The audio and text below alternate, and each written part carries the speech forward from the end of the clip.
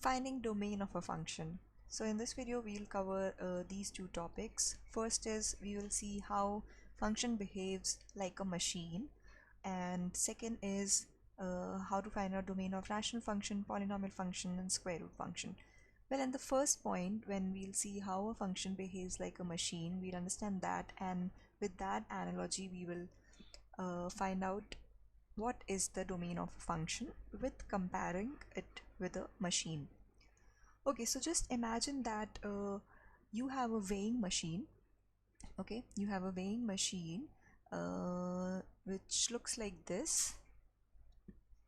Okay, and this machine can tell you the weights of the people whose weights are from 0 to 100 kilograms. Okay, now if a person comes and stands on this machine which is weighing more than 100 kilogram, let's say I am very fat and I stand on this machine and I did not know that my weight was more than 100 kilograms, and later I got to know that my weight was 123 kilogram. But since this machine could take the weight of only those people which were below 100 kilograms, so what will happen is if I come and stand on this machine is gonna break. Not exactly break, this machine will get damaged. Okay, so it will get damaged. And if I'm keeping something on this machine which weighs less than 0 kilograms, let's say I'm keeping a feather. Okay, I am keeping a feather on it and its weight is very less, even less than 0 kilograms. So its pointer, let's say here is its pointer, so it's not gonna move. Okay, so that means you can only put something on this machine whose weight is either more than 0 kilograms or less than 100 kilograms. If you put anything which weighs more than 100 kilograms, then it will get damaged. So this interval 0 to 100, this interval is actually domain of this machine. Domain of this machine. So just understand your function, just consider your function. Let's say you have any function. We'll discuss this when we'll do functions in detail. If you have a function, just consider this function as a weighing machine.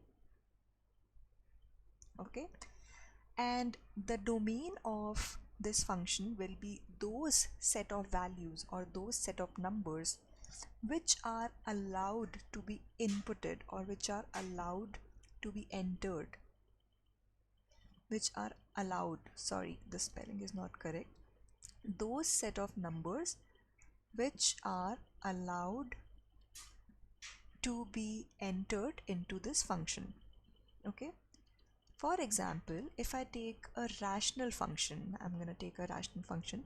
We know that a rational function is a function which can be expressed in the form of ratio of two polynomials. Let's say I have a rational function fx is equal to 1 over x. This is the simplest rational function. So the domain of this function, we all know that in a rational function the denominator cannot become equal to 0. Okay, so here 0 is not allowed to be entered here. I cannot find out the value of f of 0 because 1 over 0 is not defined. Okay, so 0 here, 0 is not allowed to be entered as an input to this function. So 0 will not be in the domain of this function. So the domain of this function, which is denoted by capital letter D, will be all real numbers except 0. Now if I talk about polynomial function, any polynomial function can be written in this form. Say a1 x raised to n plus a2x raised to n minus 1 plus a3x raised to n minus 2 plus so on, plus some constant, let's say a. So in a polynomial function, what values of x we can take? Let's take an example. Let's take fx is equal to x square 3x square minus 5x plus 2. Let's say this is a polynomial function. Is there any x value which we cannot take as an input into this function? No, there is no such x values. So for a polynomial function, you can take any x value, okay? Because no matter which x value you take, it's not gonna make the function undefined anywhere. So the domain of a polynomial function is all real numbers. Next, let's take a square root function. So our square root function, the very simple square root function, is the square root of x. Now we all know that inside a square root, if my function is defined over the set of real numbers, okay, if it is defined, if the function is defined over all real numbers, then inside the square root I cannot have any negative number, because if you write, let's say, -2 inside the square root, then this will be no longer a real number, right? Then this will become imaginary number. We have, this is in algebra 2. So then this will become imaginary number and it will be written as 2 iota. So if the function is defined over real numbers, then inside the square root I cannot take any negative number. So but apart from negative numbers, I can take any number, okay? Even 0 I can take. So the domain of a square root function becomes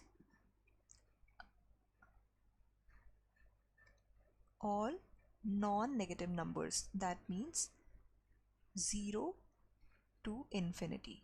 We can also take 0 and any number which is greater than 0.